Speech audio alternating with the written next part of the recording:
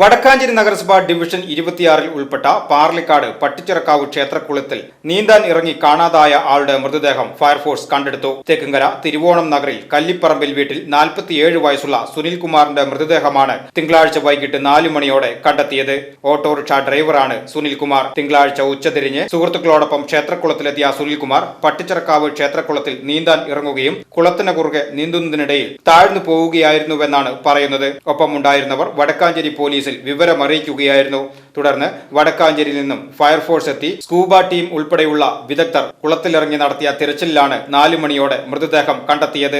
സംഭവം അറിഞ്ഞ് പട്ടിച്ചിറക്കാവ് ക്ഷേത്രകുളത്തിന് സമീപം ഒട്ടനവധി പേരാണ് തടിച്ചുകൂടിയത്. വടക്കാഞ്ചേരി നഗരസഭാ സ്റ്റാൻഡിംഗ് കമ്മിറ്റി ചെയർമാനും ഡിവിഷൻ കൌൺസിലറുമായ PR അരവിന്ദാക്ഷൻ ഉൾപ്പെടെ തെരച്ചിലിനും മറ്റും മേൽനോട്ടം വഹിച്ചു. മൃതദേഹം മേൽ നടപടികൾക്കായി തൃശൂർ മെഡിക്കൽ കോളേജ് ആശുപത്രി മോർച്ചറിയിലേക്ക് മാറ്റി. VCV news, Parlikkad. ഓരോ വേഷങ്ങളും മനസ്സിന് നൽകുന്ന സംതൃപ്തി, സ്നേഹത്തോടെ അഭിമാനത്തോടെ ഒത്തുചേരുന്ന കുടുംബങ്ങൾ, പുതിയ ജീവിതത്തിലേക്കുള്ള അനുഭവങ്ങൾ, ആഘോഷങ്ങൾ ഏതുമാവട്ടെ, നിങ്ങളുടെ മനസ്സിലുണ്ടോ? മാക്സിലുണ്ട്.